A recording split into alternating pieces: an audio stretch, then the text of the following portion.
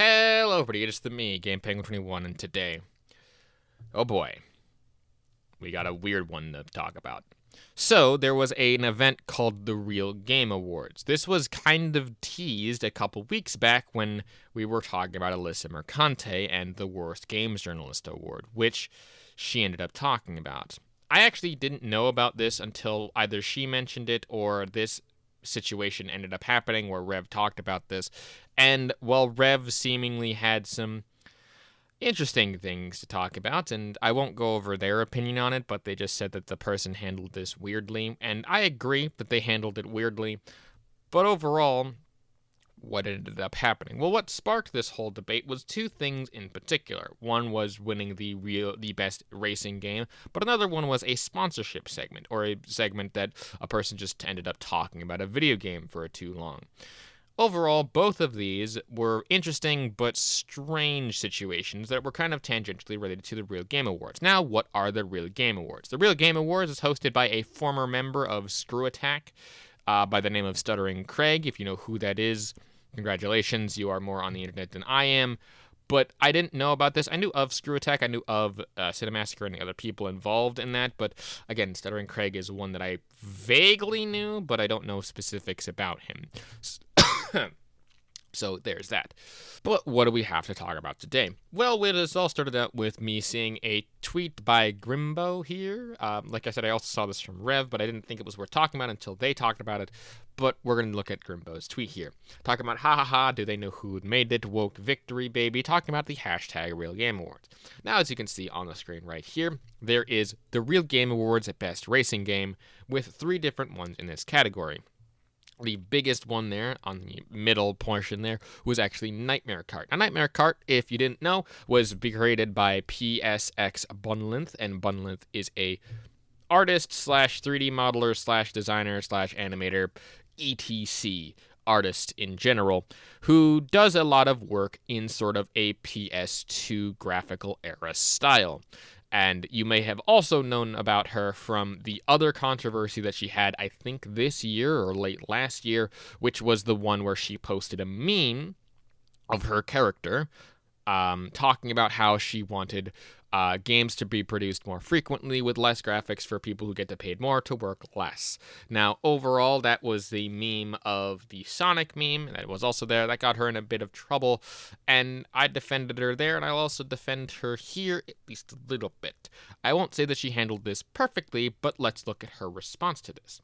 If you like what it is that I do, want to support me in any other way, shape, or form, links down to everything in the description below. But as we continue here,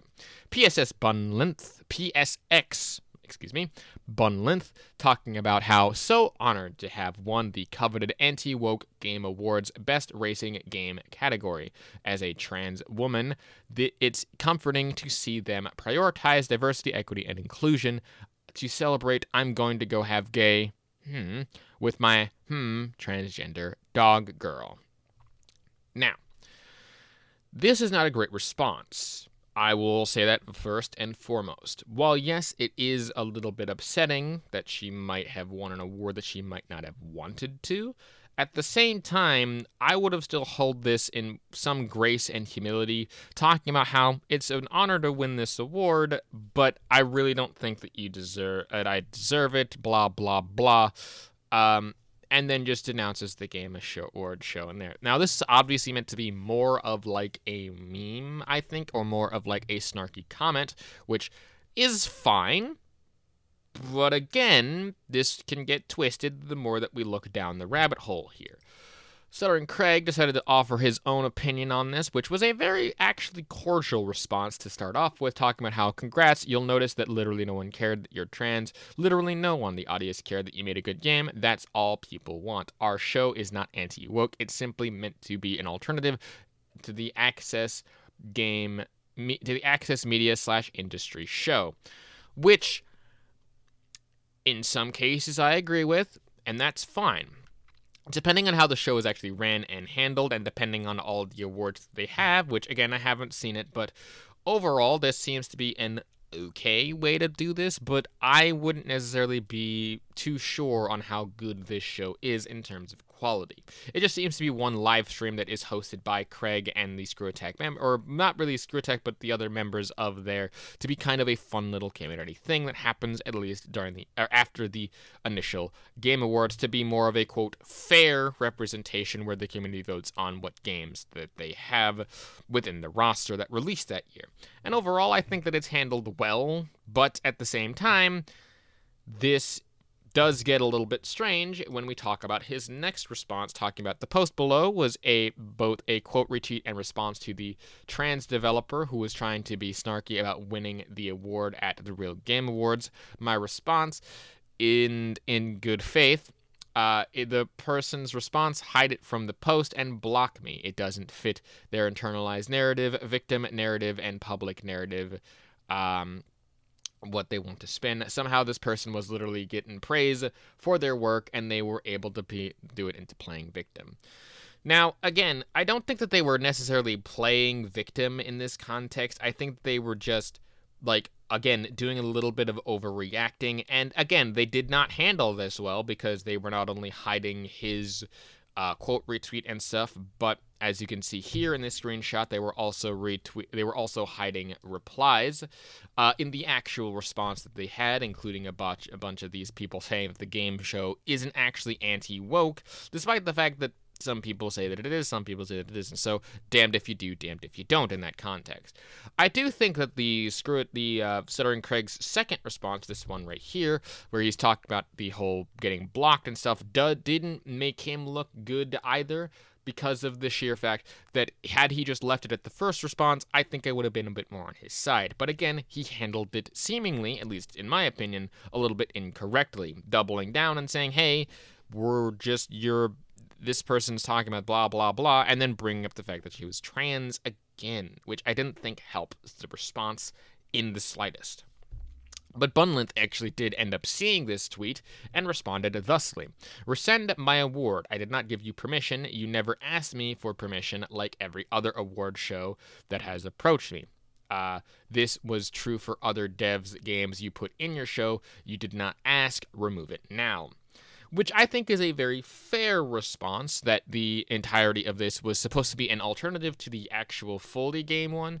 Had this been the case, they should have at least somewhat approached some of the devs, or at least the devs themselves, saying, hey, you are nominated for this award at the Game Awards show, and maybe done their vetting that way. I know that this was different depending on who you're asking, what you're doing is whatever, but at the end of the day, if you're going to be doing specific segments of this, maybe in some cases, don't overreact into both of these contexts. And again, it works both ways here. I think that Bunlith is actually overreacting just a hair on this actual part of the Real Game Awards, where they're talking about, hey, this game nominated for this award and ended up winning for an award that doesn't really mean much, or actually kind of means less than much, because they don't agree with it. Talking about how they should rescind the award. I mean, I guess it's that way, but I just feel that it's a little bit of an overreaction. But on the other hand, Craig did the same thing, where it's, again, not crossing your I's and dotting your T's is also one of those things where it just seems bad, especially with the upcoming segment of having a, not really sponsorship segment, but mentioning the other game. We'll get into that in a second here. But continuing on here, this is one of the other reasons why I don't think that her response was actually the best, but talking about Hyponatic here, saying so their game was voted as best game, but it was a good game, and people ignored their ideology of the developers, and the developer responded by saying he's gonna, fuck a dog or something. What is this? Timeline Man Lamau. Now, first of all, they're not gonna actually go fuck a dog. That's just dumb to assume that they would. That makes no sense. Obviously, they're not gonna go fuck a dog. That was meant to be a satirical response, and whatever. The next one is a clear misgendering, because they did say that they were transgender. I think that they're trans femme, if I remember correctly. I don't remember specifics. But it's this is one of the reasons why they, like, responding in this manner is kind of dumb when you're talking about this, saying, hey, you're doing for woke and inclusivity and stuff on this anti-woke thing. It's like, at least try not to insult the people there, saying, hey, this was cool to be a part of this, but I was never asked. This Game Awards is dumb. And, handle it in a more neutral manner. Had that happened, I don't think this would have been more than just a blip on the radar, maybe. But the fact that they doubled down on this is just, again, it's very stupid when people double down sometimes like this. But also, another reason why I don't think that this response was great was because of this person saying, for Mac Fox, saying, we pride ourselves on overlooking their hateful ideologies and to buy their products. Hateful ideologies, what the fuck? But they not only refuse to support us or buy our products, they also use their success to further their condemnium? I don't know how to pronounce that. Malign. Again, I don't know how to pronounce that. And attack us. This is not a winning strategy. I refuse to buy. Which I find most ironic for this one because, again, the game is free to play, free to purchase, free to download on there. And, it's like, oh yeah, I refuse to buy this free game. That does not make, like, a good thing there. But this is, again, one of the reasons why I don't think that her response was the greatest. I think, again, that she handled it very strangely and a little bit upsettingly bad. If I were in Bun's shoes, the way I would have done it would have been like, hey, thanks for the award. I don't think that I deserve it because I don't agree or like the show that you are a part of. I was never contacted about this award, and I think that that's a little bit scummy to do so. Taking the high road in this context, what Craig initially did, but then brought it back down by, talking about her again and doubling down, saying, hey, she blocked me. Which, again, doesn't look good for either parties. Talking again how she's actually removing and talking about responses here. But it wasn't just her that we were talking about. There was another, I think that they're trans. I am not certain. I don't know who this other person is, but this other developer also tended to freak out because they got a, quote, sponsorship segment in the actual real Game Awards live stream. With that being said, taking a look here at Delusional L, who has a ton of receipts, which we will get into in a bit. But looking at their initial two tweets here, we have, hey, at Cinemassacre, I understand you might not know this, but the real, quote-unquote, Game Awards is run by grifters mooching off of game developers without their permission or consent. And they're using people's faces for the, quote, worst games journalists without their permission as well. They're also praising a well-known liar and racist known as Endymion, who laughs at posts a bunch of George Floyd memes. The host also follows the most bigoted people ever. I know you're better than this, James, but please be careful. You have to be careful who you associate with, which I agree with that last one, and I agree that you need to also take responsibility for the responses that you had. Again, this is why I don't think that either side's really like using or in this conflict look the best. But let's look at some of these receipts here. Talking, of course, about Nextech, I believe is how you pronounce that. Talking about how they weren't actually paid for the advertisement in the real Game Awards for their game Selenko. Now, Selenko, I think, is some sort of RPG. I'm not too certain. I'm not going to look it up. But it does look like a very interesting indie-developed game, as far as I can tell here. And Selenko was actually mentioned and, again, praised at the Game Awards. Or not the Game Awards, the real Game Awards, to be specific here. Overall, this was, again, free promotion that this person was not contacted for. And while, again, I agree, free promotion is always good promotion when you're talking about an indie-developed studio, when you're going to be doing, like, a section like this, you might want to actually contact the developer to make sure that they get paid for it, at least a little bit. Again, if you want to be running this as a, quote, alternative to the game engine gaming media, you kind of have to play a little bit of ball here. But they were also contacted about other people, which again made the game look a little bit weird about how people were saying, hey, this shitty-ass Gamergate award show, why are you associated with this? And the person said, hey, we're not actually associated with this. We didn't even get a sponsorship or even know about this game award show thing, which again handled it very much better than Bunland did, but still handled it not as good as it could have been. But they did end up talking about how, hey, we don't want to be associated with these people, we don't support their ideology, and we don't support that stuff, which is fine, in my personal opinion. If you don't want to support a specific thing, you don't have to. Free to choose and whatnot. It's just dumb to me how people can, again, look at this sort of stuff and be like, this is just strange. And it's hard to pick a side because neither side looks good when you talk about things such as this, where they didn't contact themselves and didn't talk about it. And when you get a parody account like this retweeting, like, thinking emojis about this, you might want to, like, look into stuff like that, talking about how they advertised the game, which their game was advertised among mean-spirited categories, overly racist animation, and problematic presenters. Again, this seems to be more of an opinion on this. I don't know anything about this, nor do I have anything to really say on this, just that some of these people decided to have a very strange take on this. But of course, this is not all bad, because if you remember at the start of this video, I talked about a little bit of Melissa Mercante, who was being nominated for the Worst Games Journalist Award. Now, the Worst Games Journalist Award was something that I mentioned back during the Alyssa Mercante video, and it seems like she was actually nominated. I hope that she won, and I hope that she is proud of that award, because she deserves it. But again, that's my own personal opinion on that.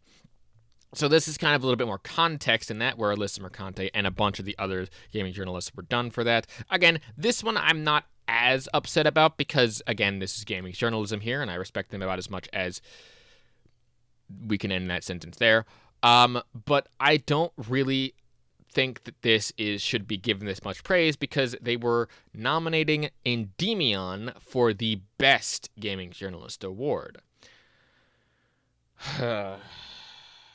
I used to actually like Endymion at least a little bit back in the day, but that quickly went downhill when he started to go on this woke pandering bullshit, which I vehemently hate at least a little bit. I think Savvy here is the only other person that I recognize on this list. Savvy being one who I think was involved in a VTuber drama where she was talking about a specific set of VTubers who were the actual VTubers were really nice and wholesome and okay. Again, I'm not too certain on the specifics of the situation. I think if you want more on that, you'd probably have to check with Rev. I don't know enough about the VTuber space to say anything more than she might have misrepresented the situation and been a bully. The other ones, not too certain about that. So I don't really have anything to talk about that. But this is one of the screenshots that was also provided by Delusional Take, where he was talking about this thing from Hypnotic, who again we've seen on this thing as well, misgendering people and completely and utterly just being kind of a dick. But next and finally, the last bit of the receipts that we have here is them following a bunch of people, from people such as The Quartering and Nerdantic for all of this. I don't know anyone else on this list. I just know that The Quartering is and Nerdantic is so we can just leave that there. Overall, what did we learn today, ladies and gentlemen? Well, we learned how to not handle praise from the wrong people. While, yes, I do understand that praise from the wrong people does suck, and being associated with those people does suck, distancing yourselves in a more neutral-toned manner is probably for the better. But at the same time, we also know that the actual people that were not wanting to do this didn't cross their I's or dot their T's properly, and they also mishandled the situation. Maybe a little less so, making them look a little bit better to the people who were involved in this, but I do think that they, again, both sides just don't really look good in this situation. That's just my own personal opinion here. Again, I do at least like Bun's work, and I think that she handled it okay after the fact, so long as she basically stuck to her guns, I guess, which is pretty much on brand for her character arc and whatnot. Overall, I don't know enough about the Real Game Awards, nor do I care, and I will never actually watch the Real Game Awards. So overall, I think that'll about do it for this episode of I Read to a Microphone, solely for the purposes of trying to make some sort of weird content. If you like what it is that I do want to support me in any other way, shape, or form, links down to everything in the description below. Again, this is praise if you want to go out, and I will actually, you know what, just because I can, I'm going to link the Steam page for Nightmare Card if you want to go out and check that out. It's free to play. It's a very good game. Very nice and talked about. Very nice karting racing game. I'm not a big kart guy, but hey, I like it, and I think you should download it. With all that being said, thank you again so much for watching. My name is GamePenguin21, and a peace.